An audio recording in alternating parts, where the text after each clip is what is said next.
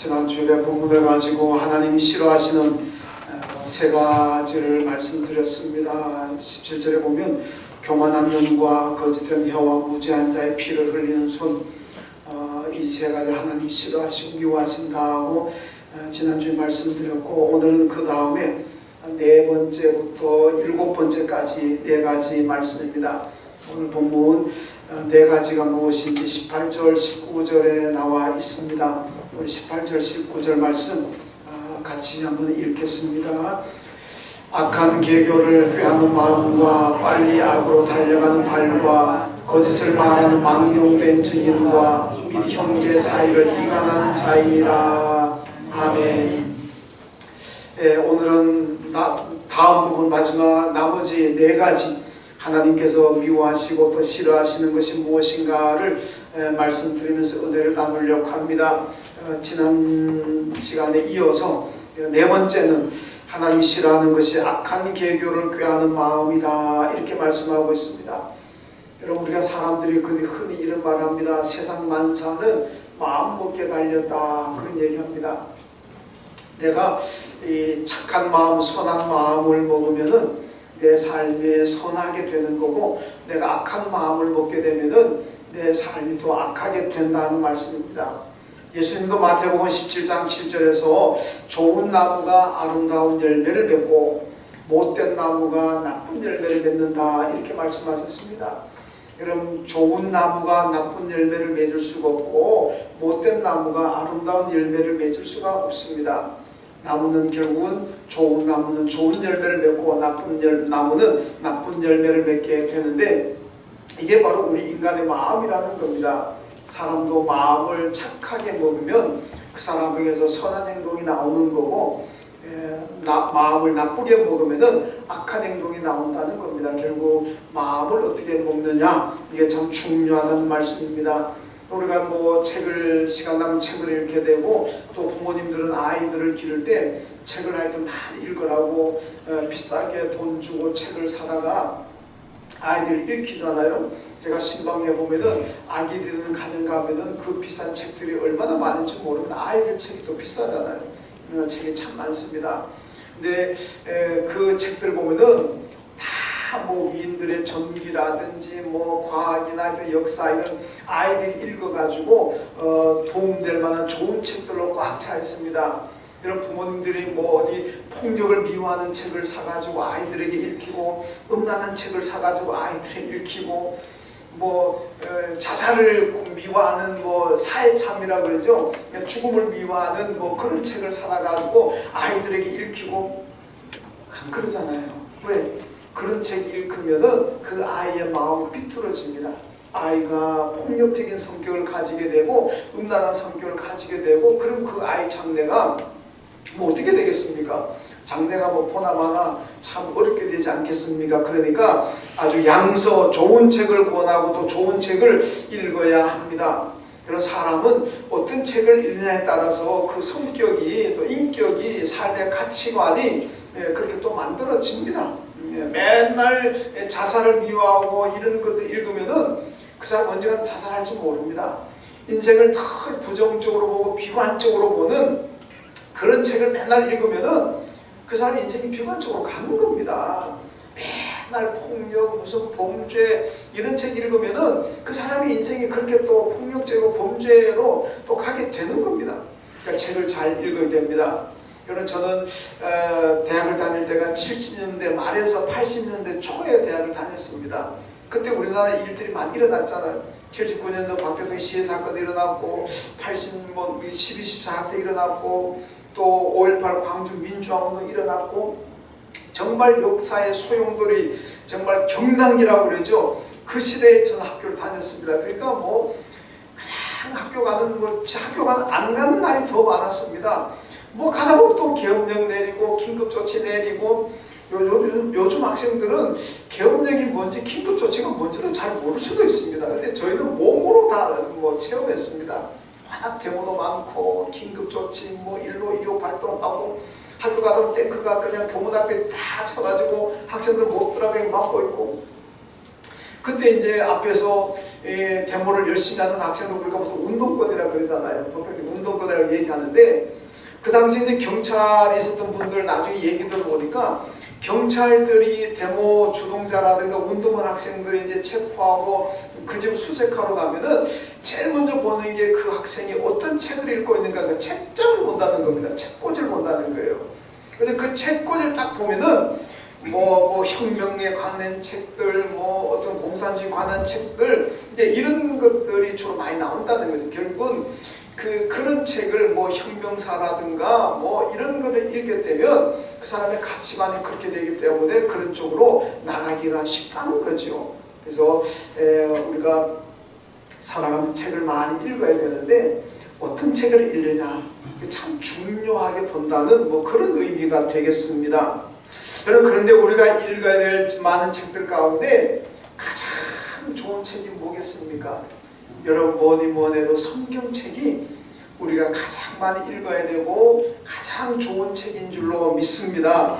성경보다 더 좋은 책이 어디 있습니까? 여러분, 성경을 읽으면은 우리가 성경 속에서 예수님의 성품을 담게 되고 예수님의 인격을 담게 되고 예수님의 삶을 담게 됩니다. 그게 축복이잖아요. 우리가 예수님의 성품을 담고 예수님의 삶을 닮아간다면 하나님께서 우리에게 얼마나 축복하시겠습니까? 그럼 그 삶이 결국 성공하는 삶이고 축복받는 삶이 된다는 겁니다. 성경 말씀을 부지런히 읽으면은 오늘 말씀처럼 악한 계교를 꾀하지 않습니다. 악한 생각을 하지 않습니다. 시편 1편 1절부터 나오는 게 뭡니까? 복 있는 사람은 악인들의 꾀를 따르지 아니하며 죄인들의 길에 서지 아니하며 오만한 자들의 자리에 앉지 않는 사람이다, 이렇게 말씀하잖아요. 이 사람은, 그러니까 복 있는 사람은 하나님의 말씀 율법을 주의하러 묵상하는 사람이고 그 율법을 주의하러 묵상하기 때문에 생기는 결과가 뭡니까? 시절을 따라 열매를 맺을 것이고 그리고 그가 하는 모든 행사가 다 형통할 것이다, 이렇게 나오잖아요. 여러분, 그러니까 하나님의 말씀을, 성경을 부지런히 읽고 그 말씀을 부지런히 묵상하고 그 말씀대로 순종하는 사람에게 일어나는 축복이 뭡니까? 악한 길을 가지 않습니다. 악한 계교를 꾀하지 않습니다. 성경 읽고 묵상하는 사람은 죄인들의 길에 서지 않습니다. 오만한 자들의 자리도 앉지 않습니다. 하나님 말씀 가운데 가기 때문에 시절을 따라 과수나무들이 열매를 맺는 것처럼 그 사람의 삶에는 열매가 풍성하게 맺어질 것이고 그리고 그가 하는 모든 행사가 다 형통하게 된다는 겁니다. 이거 바로 성경을 믿고 묵상하고 지키는 사람들에게 주어지는 하나님의 축복입니다. 여러분, 미국의 역사에서 대통령들이 참 많잖아요. 지금 바이든 대통령 아마 40m로 알겠죠? 근데 미국 사람들이 역대 대통령들 가운데 가장 존경하는 대통령이 1, 2, 3번이 나와 있는데 보니까요, 제일 존경하는 사람이 누구냐? 16대 링컨 대통령. 그러니까 두 번째로 미국 사람 존경하는 대통령은 초대인 워싱턴 대통령. 그 다음에 세 번째가 루즈벨트 대통령. 이 루즈벨트 대통령은 미국 역사에서 전무후무한 기록을 가지고 있습니다. 4선을 했던 분입니다. 원래 지금 미국 헌법은 재선밖에 안 되잖아요. 근데 루즈벨트 대통령 유일하게 4번 대통령을 했던 분입니다. 근데 이 세 분의 공통점이 뭐냐? 세 분의 공통점이 있습니다. 성경의 사람입니다. 성경을 부지런히 읽었고 성경의 최고의 가치를 두고 살았던 성경의 사람들이 이 세 분의 공통점입니다. 링컨 대통령은 성경은 하나님이 주신 가장 귀한 선물이다, 이렇게 말했고, 워싱턴 대통령은 성경 없이 나라를 통치한다는 것은 불가능하다, 이렇게 얘기했고, 루즈벨트 대통령은 참된 인생을 살아가기를 원한다면 누구든지 성경을 읽어라. 성경 읽지 않고는 참된 인생을 살아갈 수가 없다, 이렇게 말했습니다. 이분들을 위대하게 만들었던 것은 어떤 역사책이 아닙니다. 과학서적이 아닙니다. 무슨 사회인류책이 아닙니다. 이분들을 위대한 대통령으로 만들었던 것은 바로 성경책이라는 겁니다. 왜 그러냐? 성경을 읽으면 악한 꾀를 생각하지 않습니다. 대통령이 되어가지고 어떻게 하든지 국민을 속이려고 그러고 부정하려고 그러고 그러지 않는다는 거죠. 성경을 읽게 되고 성경을 부지런히 묵상하는 대통령들은 성경대로 성경 속에서 예수의 성품, 예수의 인격을 담기 때문에 언제나 정직합니다. 악한 꾀를 부리지 않습니다. 백성들을 속이려고 그러지 않습니다. 그러니까 이런 대통령들은 성경의 사람이고, 그래서 그들은 백성들이 늘 존경받는 위대한 인물이 된다는 말씀입니다. 히브리서 4장 12절에 보니까 하나님의 말씀은 살았고 운동력이 있어 좌우의 어떤 금보담도 예리하여 홍과 영과 및 관절과 골수를 찔러 쪼개기까지 한다, 이렇게 말씀합니다. 여러분, 하나님의 말씀은 우리 사람을 완전히 개조시킨다는 얘기입니다. 어느 한 부분만 하나님께서 고치고 수리해서 쓰는 게 아니라는 겁니다. 하나님의 말씀은 예리한 칼 같아가지고 칼이 딱 닿는 순간에 찔러 쪼개고 다 갈라버린다는 얘기입니다. 이건 뭐냐? 사람을 완전히 새로운 사람으로 개조시키고 변화시키는 그 능력이 하나님의 말씀이라는 겁니다.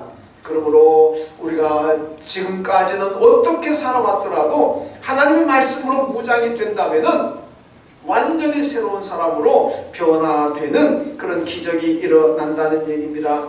여러분, 악한 계교를 꾀하지 않고 선한 마음을 가지고 선한 삶을 살아가려면 어떻게 해야 되겠습니까? 하나님의 말씀으로 돌아가야 되는 겁니다. 하나님 말씀을 부지런히 읽고 그 말씀을 주야로 묵상하고 그 말씀대로 가게 되면 악한 계교를 부리지 않습니다. 부정한 방법하지 않습니다. 선하게 살아가고 하나님의 축복을 받습니다. 여기에 바로 성공과 축복의 길이 있다는 말씀입니다. 여러분, 성경을 부지런히 읽고 묵상하고 지키심으로 악한 계교를 벗어나는 선한 모습으로 살아가시는 여러분 되시기를 주님의 이름으로 축원합니다. 아멘. 그 다음에 다섯 번째로 하나님이 싫어하시고 미워하시는 건 뭐냐? 악으로 달려가는 발입니다. 악으로 달려가는 발이다. 이사야 58장 13절에 보면은 안식일에는 내 발을 금하라, 이렇게 말씀합니다. 안식일을 날, 이 안식일을 하나님의 날이라 생각하고 존귀하게 여기고 이 날은 내 발을 금해라. 이게 뭡니까?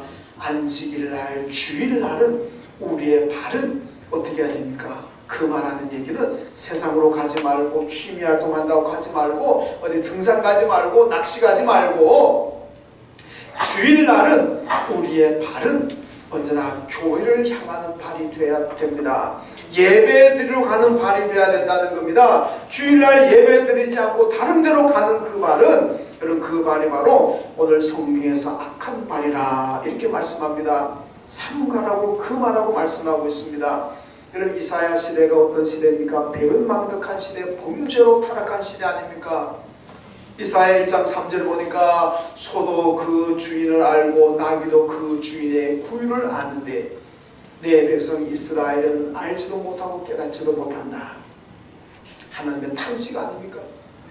여러분, 소도 나귀도 주인의 은혜를 아는데 하물며 이스라엘 백성들은 자기 주인이신 하나님의 은혜를 모르고 범죄하고 타락하고 배은망덕한다는 겁니다. 왜 그러냐? 하나님의 은혜를 입은 사람들이라면 안식일날 성전으로 향하는 발이 되어야 되고 성전에 가서 하나님 앞에 예배를 드려야 되는데 그러지 않고 온갖 세상으로 죄악의 현장으로 달려가는 발이 되더라는 겁니다. 그러니까 이사야서가 안식일에 내 발을 금해라, 성전에 가는 발이 되어라는 말씀입니다. 여러분, 그런데 이사야서에 또 악한 발을 얘기하지만은 또 아름다운 발을 얘기합니다. 어떤 발이 아름다우냐? 이사야 52장 7절 말씀 보니까 구원의 복된 소식을 가지고 산을 넘는 자의 발이 아름답다, 이렇게 말씀합니다.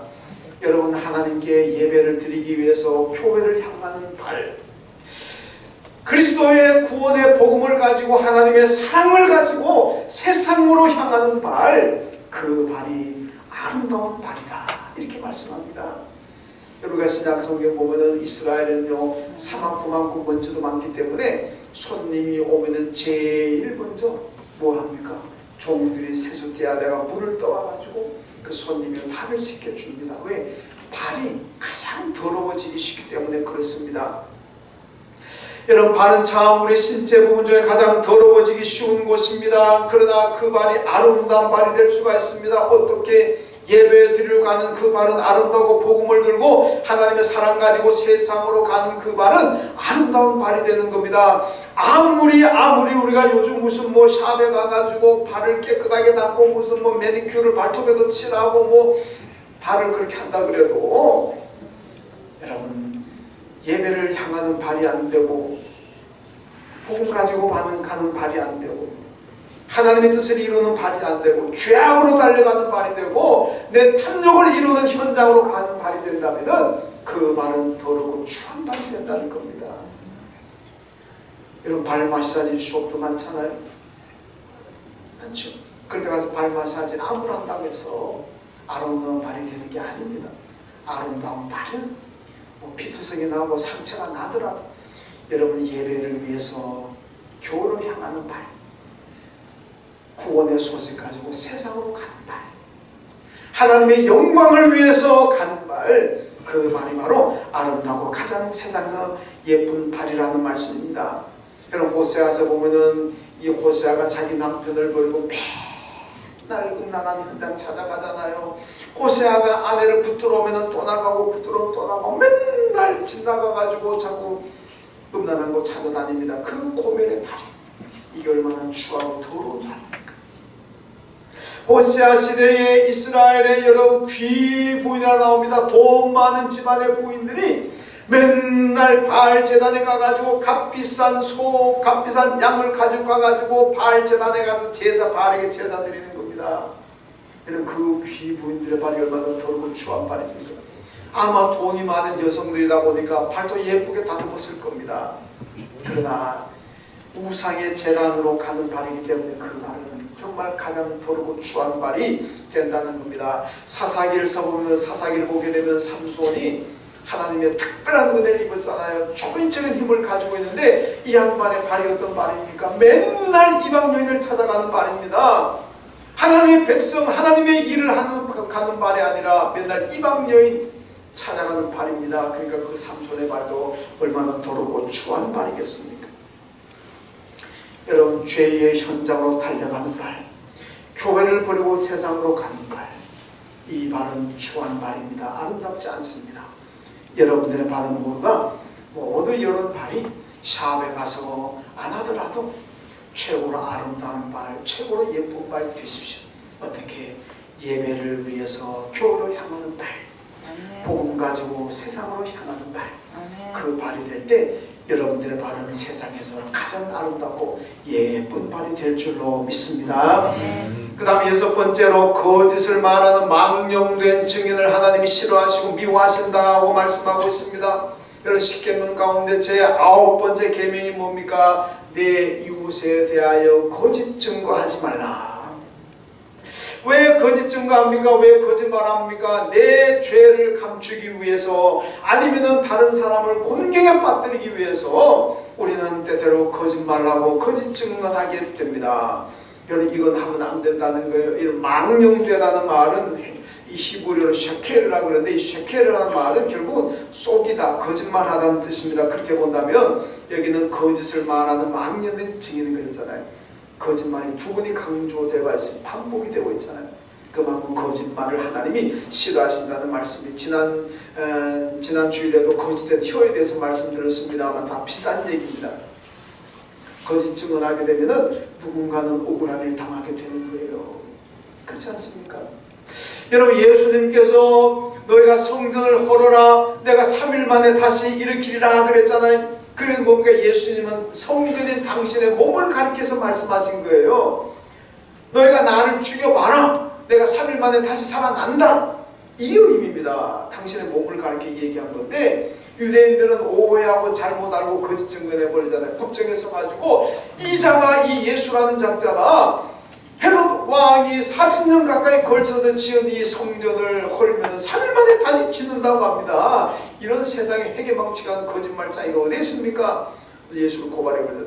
결국 그것 때문에 예수님이 십자가에 죽게 된 하나의 빌미가 되었다는 거죠. 사도행전 21장 보면 사람들이 바울을 고발하면서 이 바울이라는 사람이 이방인들을 데리고 성전에 들어갔습니다. 그리고는 사람들에게 할례를 금지시켰습니다. 이렇게 고발했습니다. 그때 바울이 엄청 고통을 당하잖아요. 근데 다 틀린 얘기입니다. 바울은 이방인들 데리고 성전에 들어간 적도 없습니다. 할례를 금지한 적도 없습니다. 단순히 할례주의자들 경계하는 거지 할례가 전부가 아니라는 거고 할례로 구원받는 게 아니라는 걸 얘기했지 할례를 반대한 건 아닙니다. 오히려 자기 믿음의 아들인 디모데를 바울이 할례를 줬습니다. 그런데도 거짓말로 바울을 고발하잖아요. 거짓 증언하잖아요. 그때 바울이 얼마나 고통을 당했습니까? OECD 국가 중에서 거짓말을 제일 많이 하는 나라가 어디냐? 영광스럽게도 대한민국이랍니다. 영광도 아니지만 OECD 국가 중에서 거짓말 제일 많이 하는 나라가 우리 대한민국이라는 겁니다. 참 불행한 불명예스러운 거 아니겠습니까? 초대 교부였던 어거스틴이 이런 얘기합니다. 평생 정직한 사람을 3, 4명 만나기 기대하지 말아라. 평생 살아가면서 정직한 사람 3, 4명, 서너 명 만나기 힘든다는 얘기입니다. 기대하지 말라는 얘기입니다. 잘 만나면 한두 명 만나고 아니면 한 명도 못 만나고 그게 뭡니까? 정직하게 살아가는 사람이 거의 없다는 얘기 아니겠습니까? 왜 정직한 사람이 없습니까? 예레미야 17장 9절에 보니까 인간의 마음은 만물보다 거짓되고 심히 부패하다. 인간의 마음은 어떻습니까? 만물보다 거짓되고 심히 부패한 것이 인간의 마음입니다. 그러니까 인간에게서 무슨 정직함이 나오겠느냐? 무슨 선한 게 나오겠느냐? 이런 그 말씀 아니겠습니까? 부패한 마음이기 때문에 결국 내 입술로 나오는 것도 결국 거짓이고 거짓 증언이 나온다는 겁니다. 여러분 사람들 살아가면서 아이고 그때 내가 거짓말 하지 말걸 괜히 거짓말했다 이런 걸 얘기해요. 거짓말 한 걸 후회하잖아요. 물론 저도 거짓말한 후회한 적이 있습니다만 제가 살면서 지금 그때 차라리 거짓말 할 걸 이게 후회되는 게 하나 있습니다. 그때 내가 거짓말 할 걸 했으면 좋았을 텐데 이게 하나 있습니다. 이게 뭐냐면 여러분 저희 가정은 제가 전에도 한번 얘기하면 기억납니다만은 저희 가정은 어릴 때 시골에서 그렇게 집안이 넉넉하지 못했어요. 그렇다고 해서 뭐 밥 세끼 못 먹을 만큼 가난하지도 않았는데 이제 우리가 좀 가난했다고 생각되는 것은 저희 아버님이 신학교를 늦게 하셔가지고 제가 중학교 다닐 때까지 아버지도 같이 신학교 하셨습니다.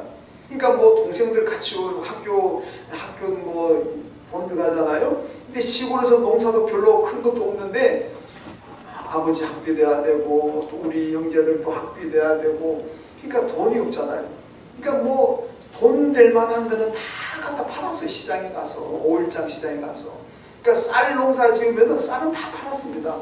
그리고 보리쌀 사와서 먹었고 보리쌀도 다 없으니까 그냥 감자 먹고 전 지금도 감자 먹으면 막 질렸어요. 감자가 이렇게 크게 먹어가지고 그 보리밥조차도 시큼 못 먹었어요. 그러니까 겨울에는 두 끼 먹고 밤 늦은 시간에 배추 뿌리 깎아 먹고 무 깎아 먹고 지금 생각하면 영양식, 보양식을 먹었는데 그때는 배가 고파서 먹었어요. 제가 어릴 때 꿈이 뭔지 압니까? 난 나중에 쌀밥 시큼 먹어야 되겠다. 하얀 쌀밥 시큼 먹어야 되겠다. 그게 제 어릴 때 소망이었는데 그걸 이루었습니다. 하나님 축복으로 저는 쌀밥 지금 시큼 먹을 수 있습니다. 근데 오늘 건강 때문에 쌀밥하고 잡곡밥, 쌀밥보다 더 비싼 잡곡밥 먹고 있으니까 저는 소원도 이루었고 하나님 축복하다 저는 성공했습니다. 근데요, 그 어릴 때 초등학교 다닐 적에 우리 고향에 저 또래 하는 학년 친구가 있었는데 그 집은 저희 집보다 좀 잘 살았습니다. 그 집은 그래도 늘 쌀밥에다가 보리쌀 쌀 섞어 먹을 정도 되고 반찬도 우리 집보다는 훨씬 좋았고 고기 반찬도 가끔 있고 그럼 제가 학교 가는 길에 늘 그 집을 거쳐갑니다. 늘 그 집에 저는 늘 가서 누구야 하고 가가지고 같이 늘 학교 가거든요. 제가 그 집에는 꼭 밥 먹을 시간 돼서 갑니다. 왜 그러냐? 우리 집 밥을 제가 시커 먹자 배가 고프니까 그 집에 그래도 쌀밥이 쌀 섞인 밥을 먹으니까 혹시 가면 밥 좀 먹으라 그럴까봐 늘 일찍 갑니다. 그 집 가면 이제 밥 먹을 시간 되니까 늘 방 안에 있어요. 혹시나 밥 좀 먹으라 그럴까봐. 근데 그 친구 엄마는요 늘 저한테 묻는 게 오서나 밥 먹었냐 이래요. 그럼 제가 먹었다 그래 먹고 왔으니까 예 먹었습니다. 그걸 끝입니다. 그랬더라도 그러나도 야 그래도 한술 떠라 이렇게 하면 참 좋겠는데 늘 밥 먹었냐? 예 먹었어요. 그럼 그걸로 끝이에요. 그러고 나면은 저는 속으로 안 먹었다고 그럴 근데 또 거짓말 못하는 먹고 와서 먹고 온 다 알 텐데 안 먹었다 그러면 그건 진짜 거짓말이잖아요. 그러니까 제가 한 2년 정도 그랬는 것 같은데 늘 밥 먹었습니다. 그러고 그걸로 끝이고 한 번도 그 밥 먹어본 기억이 없어요. 그때 제가 어릴 때 마음에 느낀 게 뭐냐면 결단한 게 나는 나중에 어른이 돼가지고 우리가 밥 먹을 때 우리 아이들 친구가 집에 놀러 오면은 나는 밥 먹었느냐 묻지 않고 그냥 와서 밥 같이 먹자. 나는 그렇게 말하리라. 이렇게 마음을 먹었습니다. 여러분 혹시 식사할 때 제가 가거든 중간에 목사님 식사하셨습니까? 그렇게 묻지 마시고 그냥 목사님 같이 식사합시다 그러세요. 저 그 말에 상처드리는 거예요. 근데 제가 서울 있을 적에 우리 그 부목사님 몇 분 계셨는데 저희 위에 부목사님 한 분 사셨는데 그 집에 딸아이가 그때 유치원생인가 초등학교 1학년인가 그랬는데 얘가 집에서 밥을 시켜 안 줬어요. 뭐 밥이 없어 그런 게 아니고 딸아이 혹시 살찔까봐 그 목사님 차원이 밥을 많이 안 줬어요. 얘가 밥을 엄청 많이 먹는 아이인데 늘 배가 고프잖아요. 가끔 우리 집에 내려와요. 우리 밥 먹을 때쯤 되면.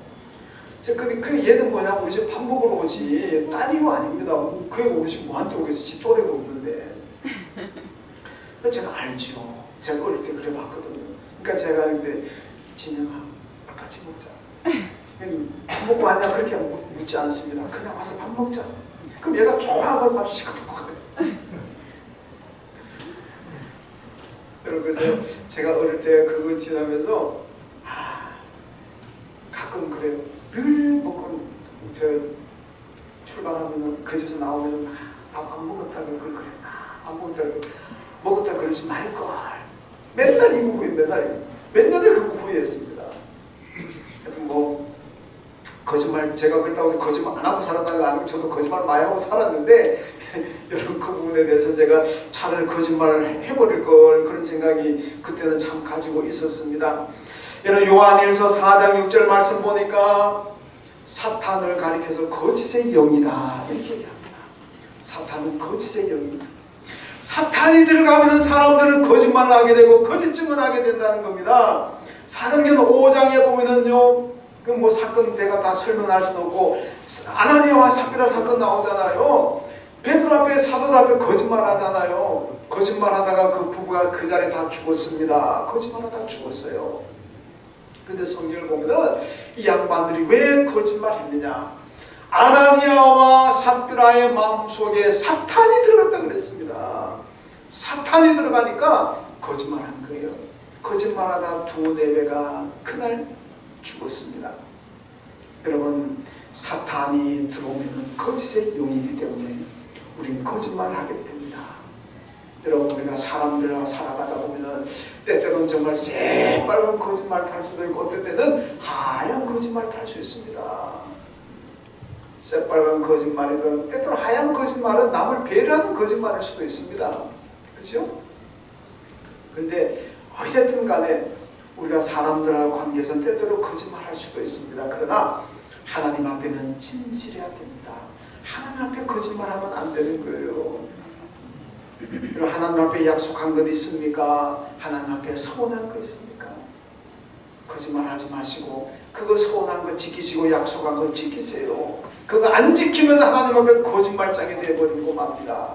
그러니까 하나님께 여러분이 금년 초에 들어오면서 하나님 금년에 내가 신앙을 이렇게 하겠습니다. 내가 직분 받았으니까 충성하겠습니다. 뭐 다 서운하고 약속할 거 아닙니까? 다 지키세요. 그거 안 지키면은 하나님 앞에 거짓말한 사람이 됩니다. 여러분 하나님 앞에 서운한 것, 약속한 것, 다짐한 것 있으면 무엇이든지 다 지키시기를 주님의 이름으로 축원합니다. 그 다음 마지막 일곱째로는 하나님이 미워하시고 싫어하시는 것이 이간질이라 이렇게 말씀하고 있습니다. 이간질이라는 게 뭡니까? 두 사람의 그 화목한 관계를 사랑의 관계를 깨뜨려버리고 갈라지게 만드는 것 이게 이간질 아니겠습니까? 욥기 1장에 보면요 하나님께서 욥을 동방의 의인이라 그랬습니다. 욥의 신앙을 하나님이 인정하셨습니다. 칭찬하셨습니다. 그런데 사탄들이 뭐라 그럽니까? 아이고 하나님 모르는 소리 하지 마세요. 하나님 몰라서 그렇지 저 욥이라는 인간은 철저히 이중인격자입니다. 하나님 앞에서는 선한 척하지만 뒤로 돌아가면 호박씩 가는 사람입니다. 속된 말로 그러잖아요. 하나님 앞에서는 정직한 척하고 잘 믿는 척하지만 뒤에 돌아서면 완전히 이중인격자입니다. 위선자입니다. 하나님 몰라서 그렇지요. 한번 시험해보세요. 이렇게 나오잖아요. 결국 하나님과 욥의 관계를 중상모략으로 이간질시켜버리잖아요.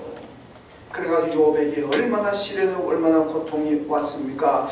여러분 마귀라는 것은 사탄과 뭐 다 똑같은 얘기인데 이걸 헬라에서 디아블로스라고 얘기합니다. 마귀, 사탄, 디아블로스 이게 뭐냐? 속이는 자라는 얘기입니다. 거짓말장이라는 얘기입니다. 중상모략자라는 얘기입니다. 이게 마귀의 속성입니다. 마귀는 우리를 이간질, 디아블로스, 이간질하고 거짓말하고 이게 마귀입니다. 레위기 19장 16절 말씀 보니까 돌아다니면서 사람을 비방하지 말라 그럽니다. 얘는 이간질 시키는 사람의 특징이 뭡니까? 맨날 돌아다니면서 이리 와보라고. 아이 너 그 사람 잘 모르지? 내가 그 사람이 어떤 사람인지 내가 가르쳐줄게. 또 제가 이거 내가 너한테만 얘기, 너한테만 얘기 다 돌아다 얘기하면서 맨날 내가 너한테만 얘기한다. 이 뭡니까? 남을 이간질 시키는 사람의 특징은 돌아다니면서 이 사람 욕하고 저 사람 욕하고 이 사람한테 가서 저 사람 욕하고 저 사람한테 가서 이 사람 욕하고 그래가 둘 원수 만들고 싸우게 만들고 다투게 만듭니다. 그래서 레위기에서 돌아다니면서 비방하지 말아라. 여러분 남을 이간질시키기 위해서 비방하기 위해서 돌아다니는 그 발이 얼마나 추하고 얼마나 더러운 발입니까? 그런 발 되면 안 됩니다. 여러분 공산주의자들과 마귀가 공통점이 있습니다. 공통점이 뭔지 아십니까? 언제나 불만 가진 사람들 찾아다닙니다. 여러분 공산주의 혁명을 하려고 그러면 언제나 그 사회에 아웃사이더거든요. 불만 가진 사람들, 그냥 언제나 빙빙 도는 사람들, 외부로 도는 사람들, 불만 가지고 그런 사람을 찾아가서 포섭해가지고 이 사회 뒤엎어야 된다, 이 국가를 정복해야 된다. 그래서 공산주의 혁명을 일으키잖아요. 여러분 마귀가 교회에 안 오면 누구를 찾아가겠습니까? 불만 가진 사람들 언제나 교회 불만 가지고 뭐 목사 불만, 교회 장로 불만, 뭐 온갖 불만 가진 사람들 찾아다니면서 맞아 가만 두면 안 돼. 이런 마귀도 교회에 불평하는 사람들 찾아다니는 거예요. 그러니까 여러분 언제나 감사하는 믿음을 가지고 살아가는 사람들에게는 공산주의도 먹히지 않고 마귀도 먹히지 않지 속된 말 씨알도 안 먹힙니다. 그런데 불평 불만 가득한 사람들은 마귀가 찾아가면 잘 먹힙니다. 그냥 먹어지는 거예요. 여러분의 신앙을 마귀로부터 사탄으로부터 안전하고 건강하게 내 신앙을 보호하고 유지하려면 여러분 항상 감사하는 사람이 돼야 돼요. 불평 불만하면 안 됩니다. 마귀가 나를 삼켜버리게 됩니다. 잠언 17장 9절 말씀 보니까 허물을 덮어주는 자는 사랑을 구하는 자요 그것을 거듭 말하는 자는 친한 것을 이간하는 자니라. 이렇게 말씀합니다. 여러분은 허물을 덮어주는 사람, 나를 사랑하는 사람이고 내 허물을 여기 가서 얘기하고 내 허물을 저기 가서 동네방네 떠버리고 다니고 그런 사람들은 나를 이간질시키는 사람, 나와 누군가를 다투게 만들고 싸우게 만들고 분열시키는 그런 사람들이라는 얘기입니다. 그리고 어떻게 해야 되겠습니까? 남의 허물을 그저 덮어주는 사람이 되어야 되는 거죠. 그걸 여기저기 동네방네 떠벌리고 다니는 그런 사람이 되면 안 됩니다. 이간질하는 이건 사탄입니다. 사탄. 여러분 사탄은 교회와 개인의 문제를 드러냄으로써 이간질시키고 분열을 꾀합니다. 자꾸 드러내게 못한대. 옛날 시골에 꾸정물통 있잖아요. 시골에 사신 분 아시겠죠? 꾸정물통에 보면 온갖 음식거리 다 들어갑니다. 그거 돼지밥 주는 거잖아요. 그냥 가만히 들기만 깨끗해 보입니다. 그런데 그걸 막대가 휘저어버리면 온갖 그냥 막 음식 찌꺼기 막 다 떠옵니다. 얼마나 지저분한데요. 여러분, 우리 사람이 그렇습니다. 뭐 깨끗한 척하고 거룩한 척하지만은 그냥 꾸정물통 그냥 가만히 있으면 깨끗해 보이지만 그걸 막 들추어내고 막 휘저어버리면, 미안하지만 저도 그렇고 미안하지만 여러분들도 그렇고 뭐 별반 다를 게 뭐 있겠습니까? 얼마나 우리가 죄를 많이 짓고 살아가는데, 그러니까 그저 하늘을 덮어주는 거예요. 그게 사랑입니다. 이걸 그냥 휘저어버리면은 뭐 자기는 안 그러나 자기는 더하면서 그래가지고 사람들 원수 만들고 상처 주고 낙심케 절망케 하고, 이거는 마귀 짓이지 우리 성도들의 삶이 아닙니다. 그러므로 우리는 허물을 덮어주는 사람이 돼야 되고, 그들을 거듭거듭 말하는 이간질하는 사람이 되면 안 된다는 얘기입니다. 성령의 역사가 뭡니까? 마귀는 그냥 다 뭐 세상 말로 다 까발리고, 이게 마음이지만 성령은 언제나 덮어줍니다. 덮어주고 화목하게 만들고 하나되게 만드는 성령이십니다. 여러분 다 성령의 사람 되십시오. 성령의 사람 되셔서 그저 덮어주고, 때론 봐도 못 본 척, 들어도 못 들은 척, 그러면서 하나되게 만들고 화합하게 만드는 그런 성도 되시길 주님의 이름으로 축원합니다. 하나님 감사합니다. 하나님께서 미워하시고 하나님 싫어하시는 것 7가지 저희들 말씀을 나누었습니다. 이거 다 버리게 하시고, 다윗이 하나님 마음에 합했다고 했는데 우리 모두가 하나님 마음에 합한 사람 되게 하시고, 합한 믿음을 가지고 하나님의 은혜와 축복 가운데 살아가는 저희가 다 되게 하여 주옵소서. 예수님의 이름으로 기도하옵나이다. 아멘.